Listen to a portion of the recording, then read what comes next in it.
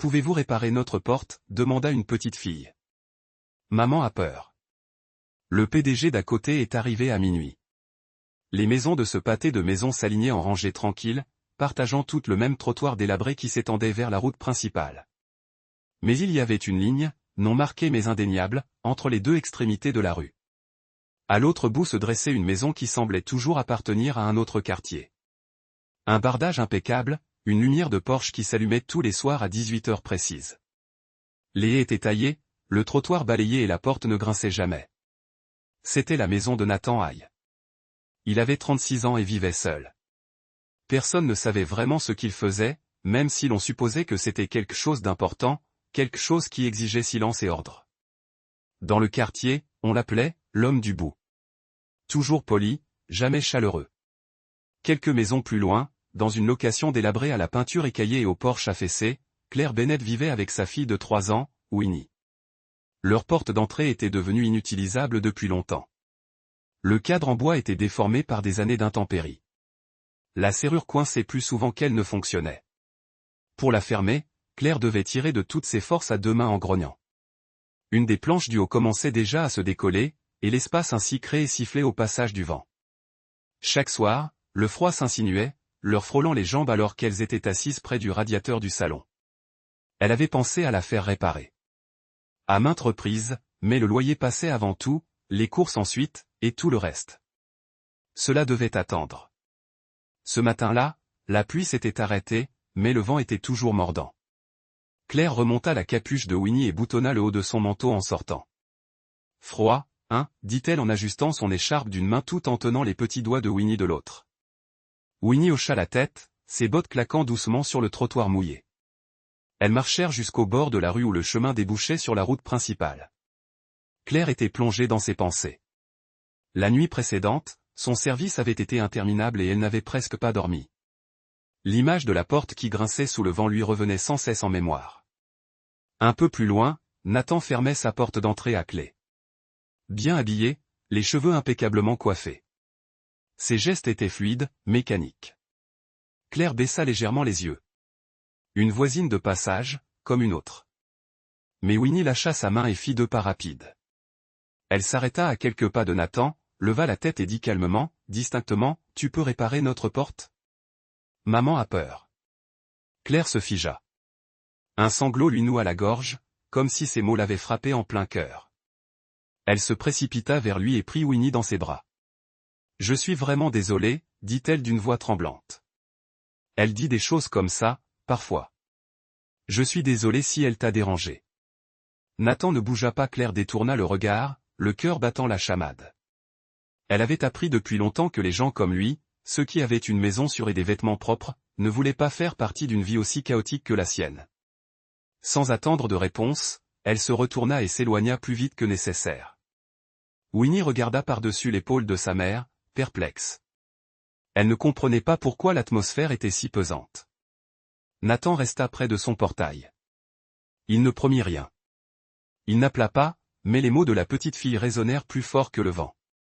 Maman a peur. Cette nuit-là, la tempête s'abattit de nouveau. Le vent s'abattait sur les toits avec une force croissante. La pluie éclaboussa les fenêtres comme des gravillons. À l'intérieur, Nathan était assis près de la fenêtre. Les murs ne craquaient pas. Les lumières ne vacillaient pas. Le silence était doux, enveloppé de calme. Mais du coin de l'œil, à travers les ombres floues de la pluie, il vit la lumière de la fenêtre de devant de Claire vaciller. La porte bougeait à nouveau, ni grande ouverte, mais tremblante, comme si elle hésitait entre résister et céder à la tempête. Il posa son livre. Un instant, il resta immobile. Mais la petite voix revint. « Peux-tu réparer notre porte ?» Nathan se leva. Il attrapa son imperméable, l'enfila, puis descendit le couloir et prit une petite boîte à outils usée. Il s'arrêta un instant devant la porte, puis sortit dans la nuit. La pluie n'avait pas complètement cessé. Elle tombait en fines gouttes régulières, balayée latéralement par un vent hurlant dans l'étroite ruelle entre les maisons. Dehors, le ciel était d'un gris ardoise profond, éclairé seulement par de brefs éclairs lointains. À l'intérieur, Claire berçait doucement Winnie en fredonnant, essayant de l'endormir. La petite fille remua, mais ne se plaignit pas. Le vent dehors s'engouffrait contre les murs comme un intrus. Puis on frappa doucement, sans précipitation ni agressivité, juste assez pour se faire remarquer. Claire se figea, le cœur partagé entre la peur et l'instinct. Elle déposa Winnie délicatement, borda la couverture et se dirigea vers la porte. À travers la petite vitre en haut, elle aperçut une silhouette, toujours grande. Elle entr'ouvrit la porte. Nathan était là. Son imperméable, trempé, collait à son épaule. Il tenait à la main une petite boîte à outils en métal. Pas de parapluie, pas de sourire, juste du calme. « Je suis venu jeter un œil à la porte, dit-il. Si ce n'est pas le bon moment, je peux repasser plus tard. » Sa voix était posée, ni familière ni distante. Claire hésita, puis ouvrit la porte en grand. « C'est bon. Merci. » Nathan monta sous l'auvent du porche, mais n'entra pas. Il se tourna vers la porte et l'examina un instant. « La charnière est déboîtée ici, dit-il en pointant du doigt le haut. Je peux la réparer de l'extérieur. » Claire se tenait à l'écart, les bras croisés, non pas par froid, mais par habitude. Elle l'observait attentivement. Il ne jetait pas un coup d'œil à l'intérieur. Il ne posait pas de questions. Son regard restait fixé sur la porte, les outils, la tâche. C'était un détail, mais cela lui apporta un certain réconfort. Winnie jeta un coup d'œil par le rideau, à Nathan et à son chien. Le chien, Buster, se souvint-elle, était assis sagement à ses côtés, sans aboyer, sans s'agiter, juste là, comme si de rien n'était. Nathan s'accroupit près de la charnière inférieure. Un instant, il hésita. Ses yeux se plissèrent légèrement. Le cadre délabré, le loquet rouillé, le froid qui s'infiltrait par l'interstice, tout cela lui rappelait trop vivement une autre nuit, une autre maison. Une femme debout près de la porte, dissimulant sa peur derrière un sourire fatigué. Sa mère. Il cligna des yeux, secoua légèrement la tête, comme pour chasser ce souvenir, et dit, « Tu pourrais éclairer ici ?» Claire acquiesça. Elle sortit son téléphone, alluma la lampe torche et la tint juste au-dessus de son épaule. Elle l'orienta soigneusement pour qu'elle éclaire le métal sans l'éblouir. La pluie se mit à tomber plus fort. Sans un mot, Claire s'écarta et revint avec un vieux parapluie usé. Elle l'ouvrit doucement et le tint juste assez pour le protéger. Un côté de son pull fut bientôt trempé. Aucun des deux ne dit un mot. Il n'y avait que le bruit du vent, la pluie qui tambourinait sur le porche et le doux cliquetis des outils sur le métal. Nathan travaillait lentement, avec précision, sans se presser, comme s'il réparait quelque chose de bien plus délicat qu'une simple porte. Une fois les vis resserrées, il ôta son imperméable et le roula. Il le glissa dans la fente où le panneau s'était déformé, empêchant ainsi le vent de s'infiltrer à nouveau. Il se leva. La porte ne grinçait plus. Claire tendit la main vers elle et la poussa doucement. Elle se déplaça sans à-coups, puis se stabilisa. Plus aucun grincement, plus aucune vibration. Elle expira un souffle qu'elle ne savait même pas retenir. Sa voix se brisa. « Merci. Personne ne m'a jamais aidé pour ça. » Nathan secoua légèrement la tête en refermant sa boîte à outils. « Tout le monde mérite une porte qui ferme correctement, dit-il.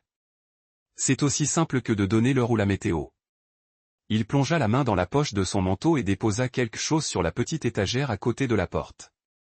Une carte, sans titre, sans entreprise, sans numéro, juste Nathan, de l'autre côté de la rue. Puis, d'un signe de tête polie, il appela doucement « Buster ».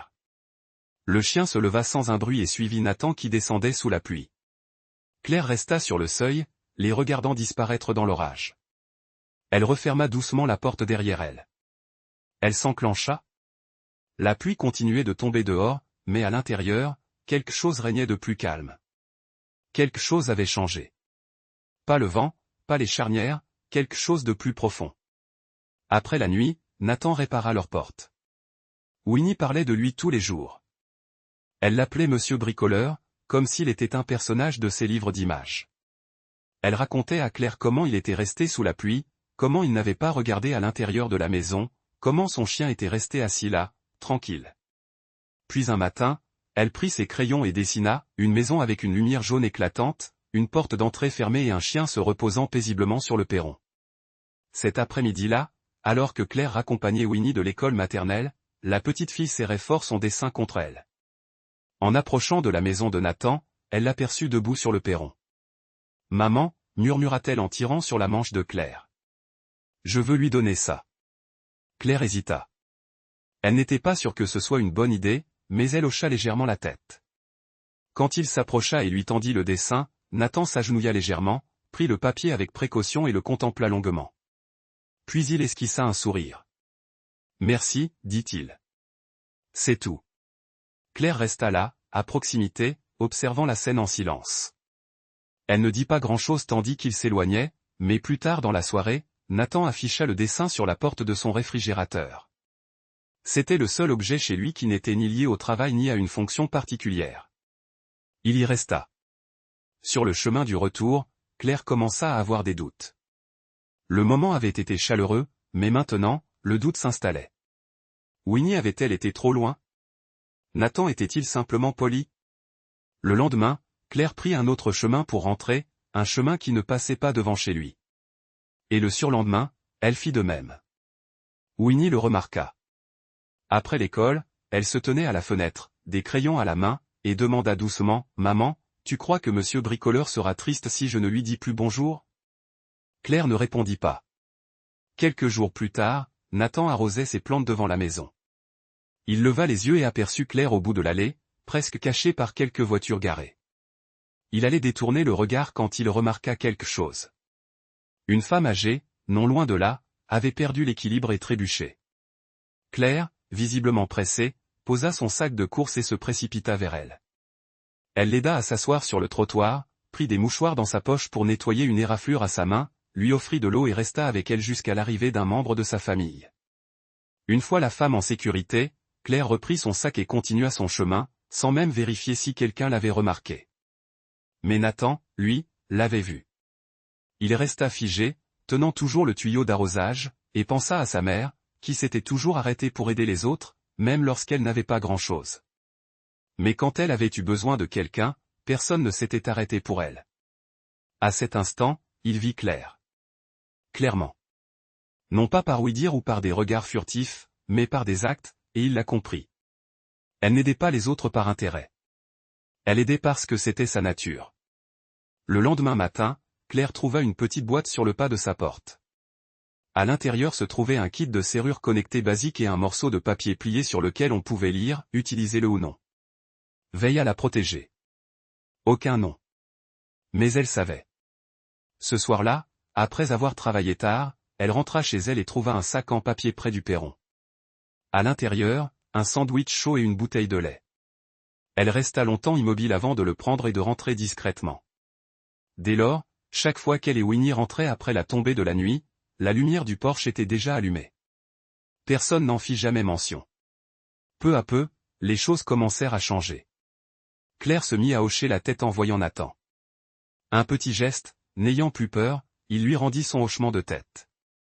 Buster marchait à ses côtés, toujours aussi calme. Un après-midi, en passant devant leur jardin, Nathan s'arrêta. « Buster vieillit, dit-il doucement. Il aime avoir quelqu'un avec lui sur le porche.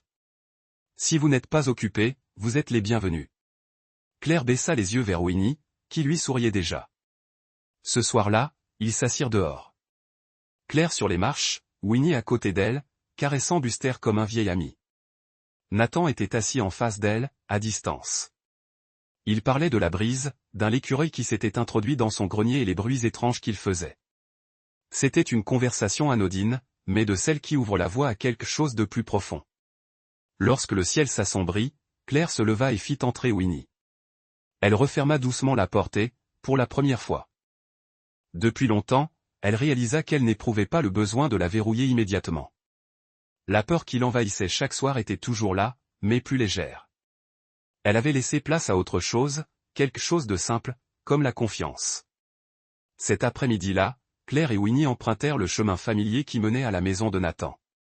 Un petit paquet soigneusement emballé dans du papier craft était délicatement tenu dans les mains de Claire. À l'intérieur, de simples pâtisseries maison.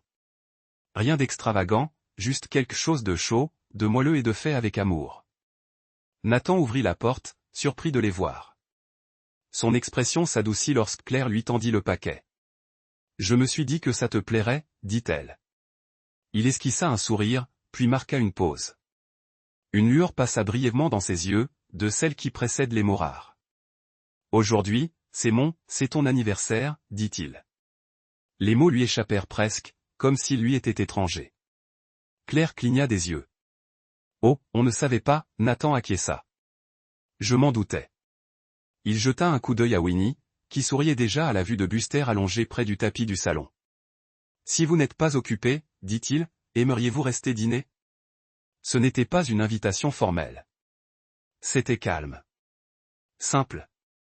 Claire hésita. Mais Winnie avait déjà fait un pas en avant, tirant sur sa main. Claire regarda sa fille, puis Nathan, et fit un petit signe de tête. Le dîner commença par de petits gestes. Nathan ouvrit son réfrigérateur et sortit des ingrédients qu'il n'avait pas vraiment prévu d'utiliser. Claire lava les légumes à l'évier et trancha le pain avec des gestes lents et précis. Winnie était assise à la table de la cuisine, coloriant dans un cahier et parlant à Buster, qui semblait comprendre chaque mot. La chaleur dans la pièce ne venait pas du poêle. Elle venait des bruits discrets des gens qui se déplaçaient les uns autour des autres, remplissant un espace qui avait longtemps été trop silencieux. À un moment donné, Nathan commença à parler, pas fort, pas avec emphase. Il leur parla de sa mère, des nuits où la pluie s'infiltrait par les fenêtres cassées, où leur propre porte ne fermait jamais vraiment à clé, et où le sommeil ne venait jamais vraiment parce qu'ils devaient écouter le moindre craquement, le moindre bruit de pas dans le couloir, au cas où. Il parlait lentement, comme quelqu'un qui ouvre une boîte scellée depuis des années, incertain de ce qui pouvait encore s'y trouver. Claire écoutait sans rien dire. Elle l'interrompit. Elle ne posa pas de questions. Elle n'en avait pas besoin. La façon dont il raconta l'histoire, sans colère ni amertume, en disait long. Vers la fin du repas, le silence se rompit. Claire baissa les yeux sur son assiette vide, puis commença à parler.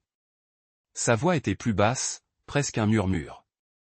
Elle lui parla de sa grossesse en solitaire, du jour où sa famille avait cessé de répondre à ses appels, des chambres d'hôpital et des longs trajets en bus, de la nuit où elle avait accouché et franchi les portes coulissantes sans voir personne.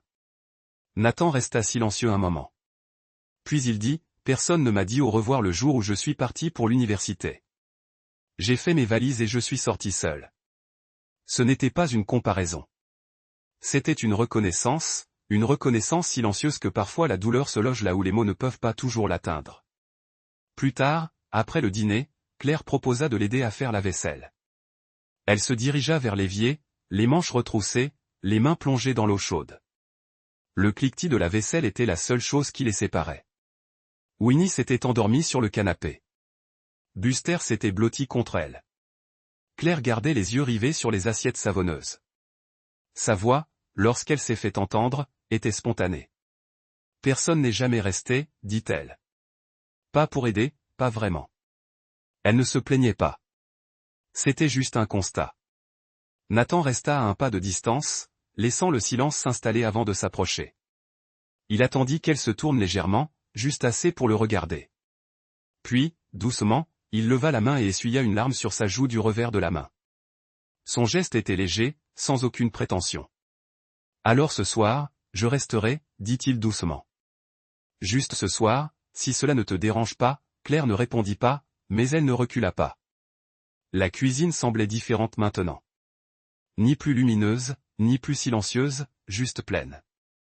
Aucune promesse n'avait été faite, aucune déclaration, seulement cette sensation fragile et puissante de deux personnes qui, enfin, laissaient quelqu'un se tenir à leur côté. Au même instant, Nathan commença à se manifester discrètement. Il aida Winnie à réparer un robot jouet auquel il manquait un bras. Il n'en fit pas toute une histoire. Il s'assit en tailleur par terre à côté d'elle, tenant de minuscules vis dans une paume, tandis qu'elle l'observait avec une fascination silencieuse. Quand Claire peinait à fixer une simple étagère murale dans la cuisine, il est arrivé avec sa perceuse à niveau et son calme imperturbable. Il travaillait avec soin, sans jamais prendre les devants, demandant toujours la permission. « Vous la voulez ici ?» demandait-il, d'une voix même respectueuse. Claire hochait la tête, le regardant s'affairer dans sa petite cuisine imparfaite. Elle ressentit quelque chose qu'elle n'avait pas éprouvé depuis longtemps, de la sérénité. Pas de grands gestes, pas de promesses, juste des mains délicates réparant de petites choses cassées depuis longtemps. Mais les petites choses ne passent pas inaperçues longtemps dans un endroit où tout le monde scrute tout le monde. Des murmures commencèrent à circuler. « C'est le riche du bout de la rue, n'est-ce pas ?» Elle a dû attirer son attention d'une manière ou d'une autre. Les mères célibataires d'aujourd'hui savent s'y prendre. Claire en entendit une devant la laverie. Une femme l'avait dit juste assez fort. Pas en face, mais assez près pour que ça fasse l'effet d'une gifle. Ce jour-là, elle rentra chez elle la tête baissée, les épaules crispées. Quand Nathan la prit, il ne se mit pas en colère. Au lieu de cela, il prit ses outils.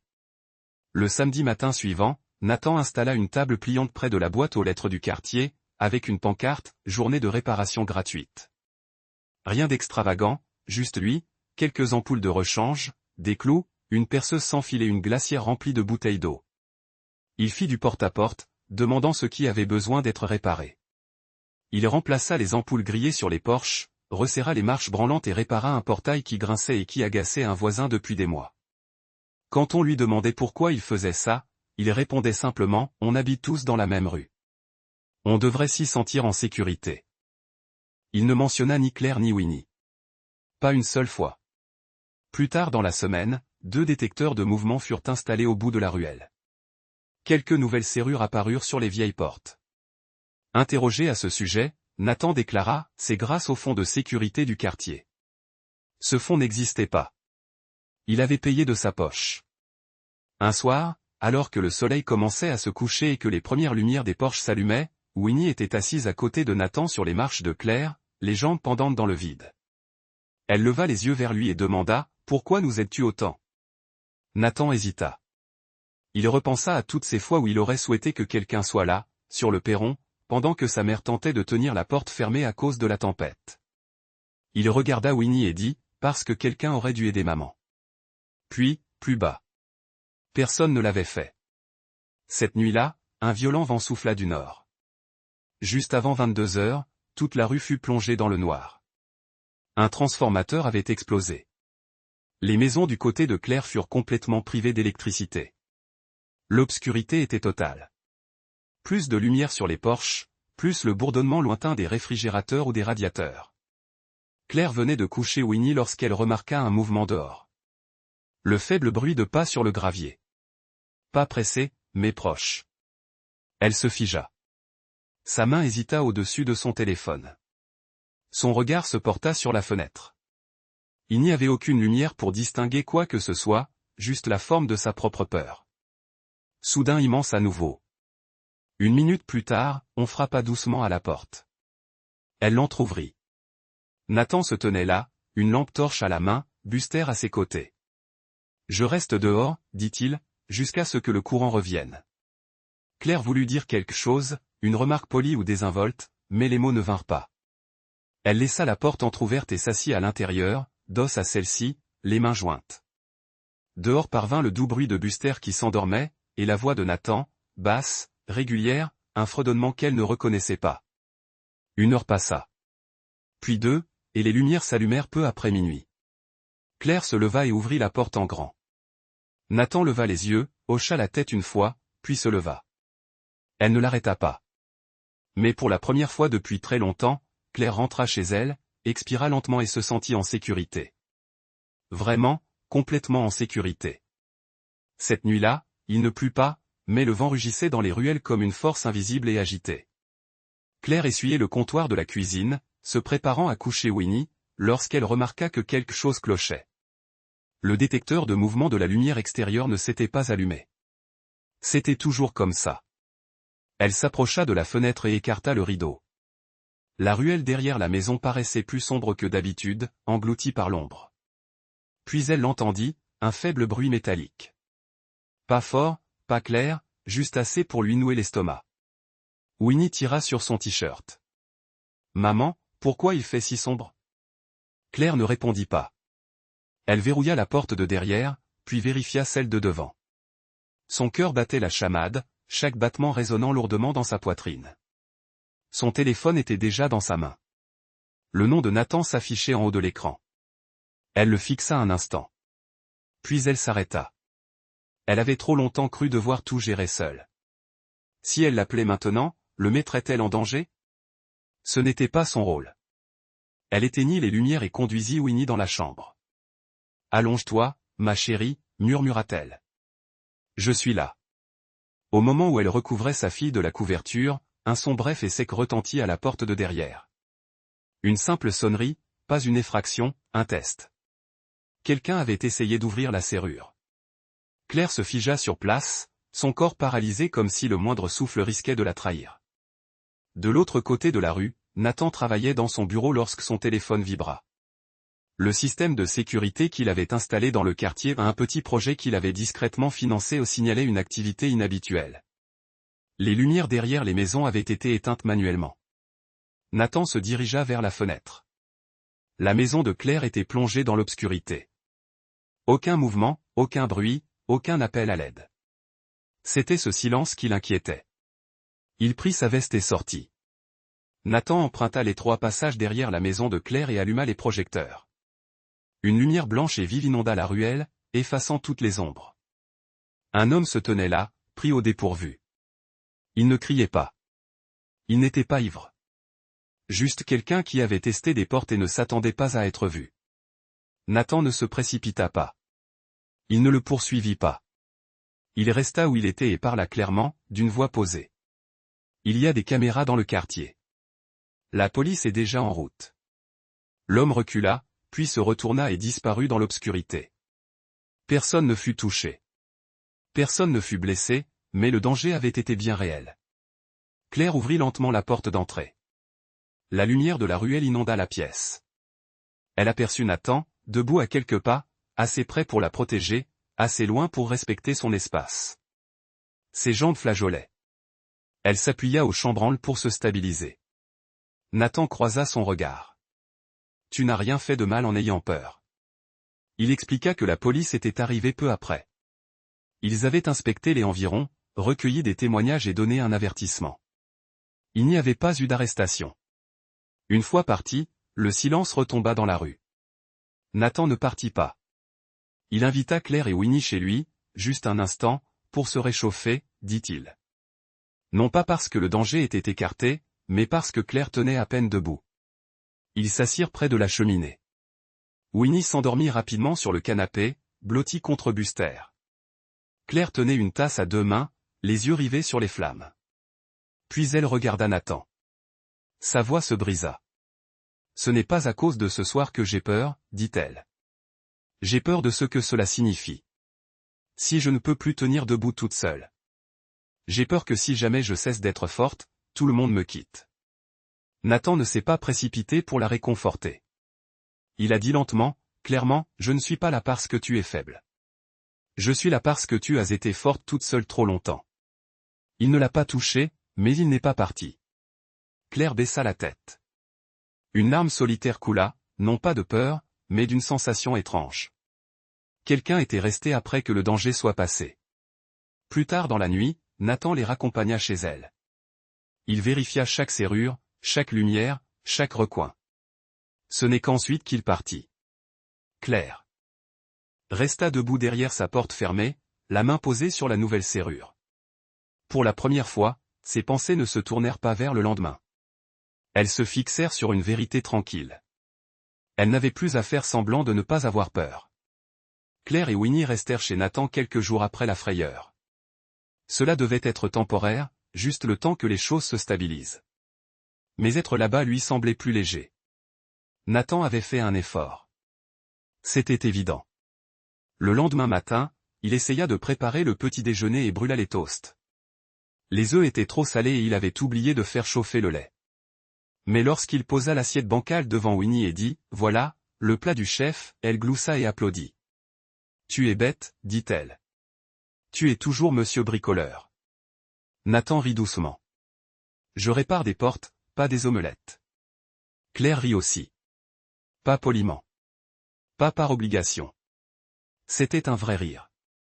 Bref, soudain et sincère. Le premier depuis très longtemps.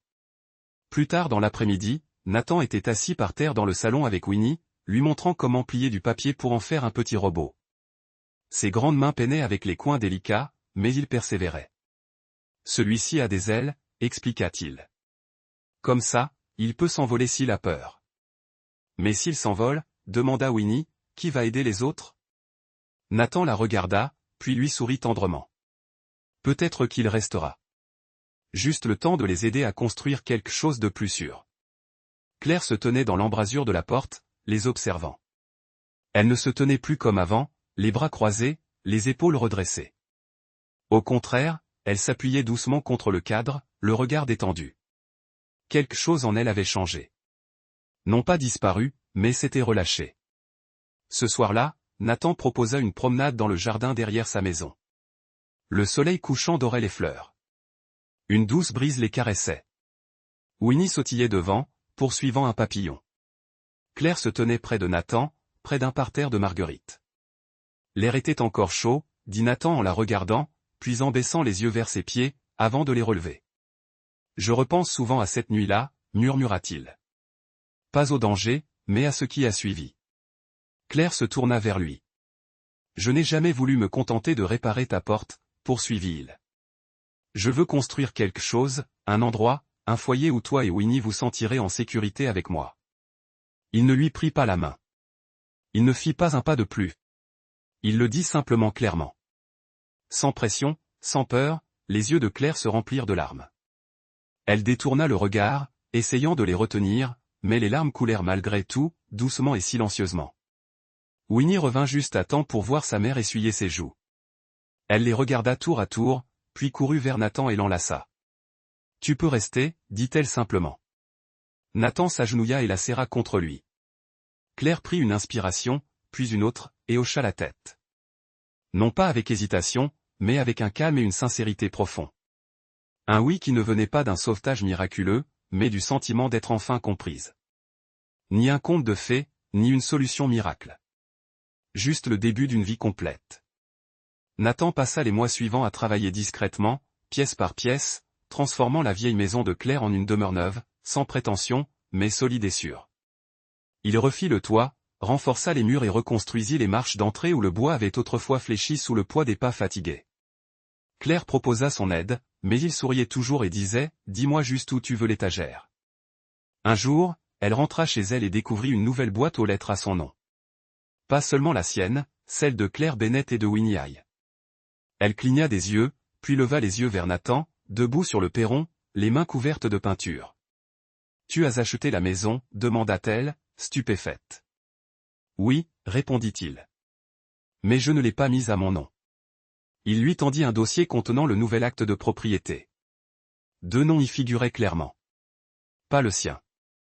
Toi et Winnie, vous en êtes propriétaires maintenant. Elle est à vous. Entièrement. Claire ouvrit la bouche, puis la referma.